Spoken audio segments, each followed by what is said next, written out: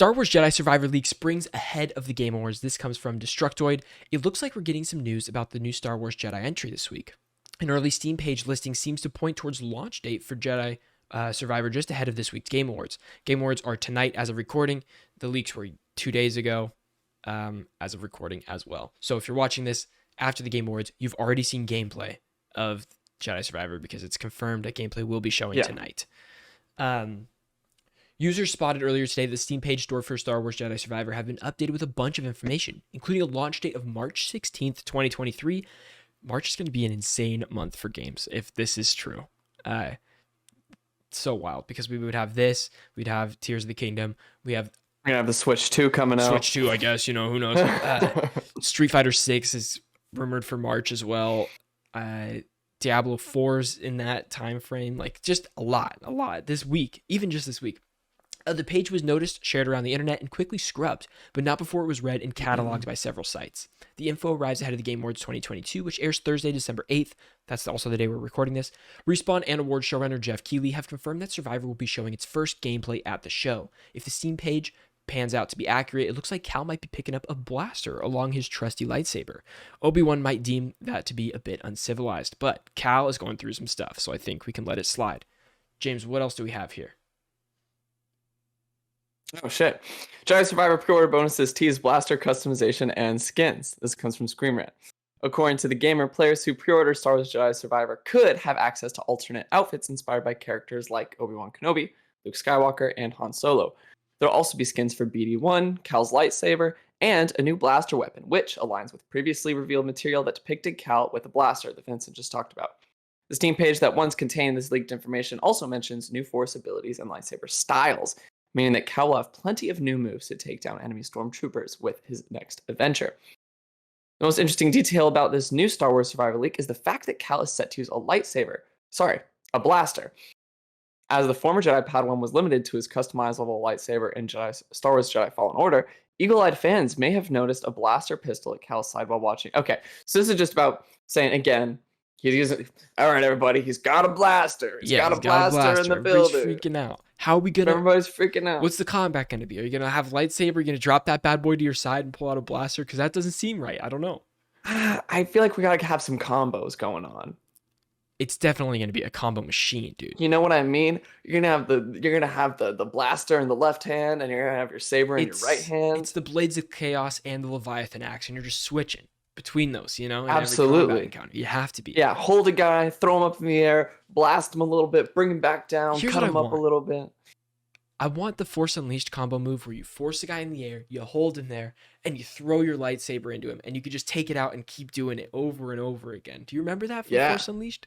I do. Until they're just like limp. It's terrible. It's really like and you could still hold them there while they're limp. Right. It was fantastic. And then you could chain them together. You can grab one guy, bring him over another guy, and they'll hold onto each other so they're not falling around. It's so good. Great game. It's so gruesome. So gruesome. Is Cal gonna be at that point? Is he like he's like, I'm done. I could be. Don't care. It was pretty grizzled. It takes place 5 years after the first game, I think. So there's a big jump there.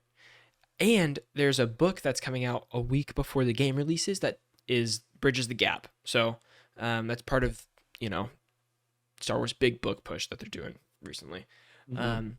So that'll be interesting to see too. He has these not new, actually. In the other game, he has these 3 scars on his face, but they look deeper and like grosser. That could just be because better graphics and they have the ability to make those look more realistic. But I don't know. It could be from something. Yeah. I can't wait to see gameplay tonight of this. This is my most hype for things confirmed at the Game Awards. What's on your wish list? For what?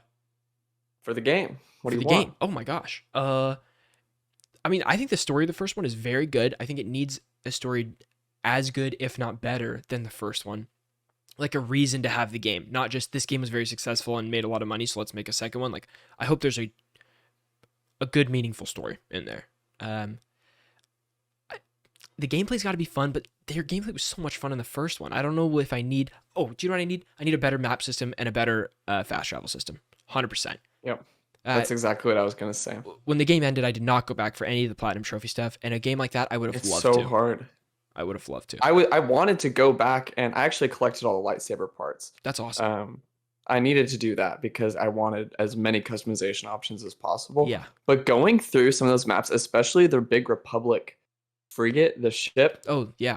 in that swamp area, like it was awful. No. It was so awful trying to get around.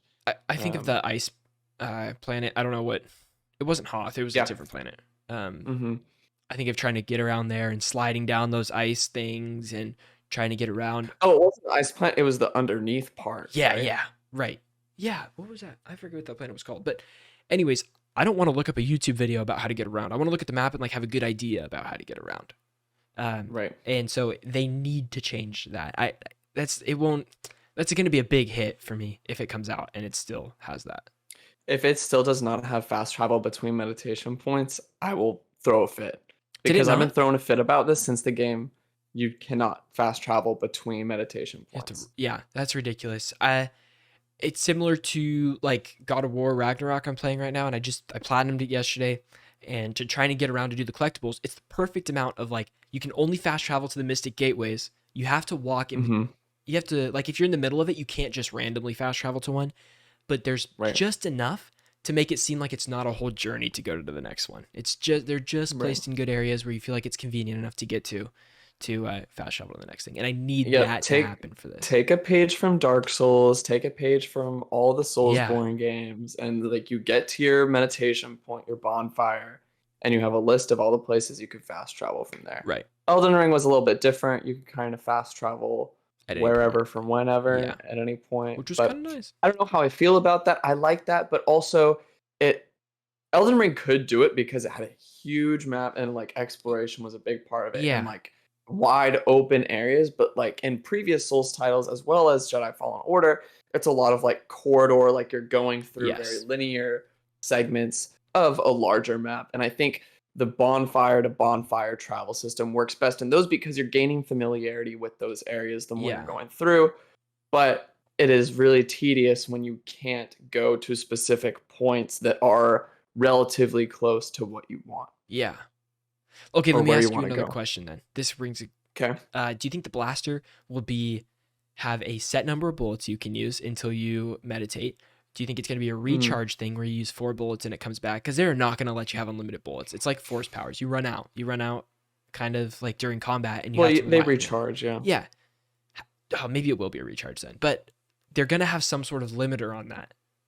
I could see them doing a consumable thing where you have like 20 bullets and then you can pick up more off of dead stormtroopers, Yeah, that's true. loot bodies Yeah. for ammo. Yeah. You could do that, or I can see a rechargeable thing going on too. Do you see different kinds of ammo for the blaster to do different puzzles in the game? No. Okay.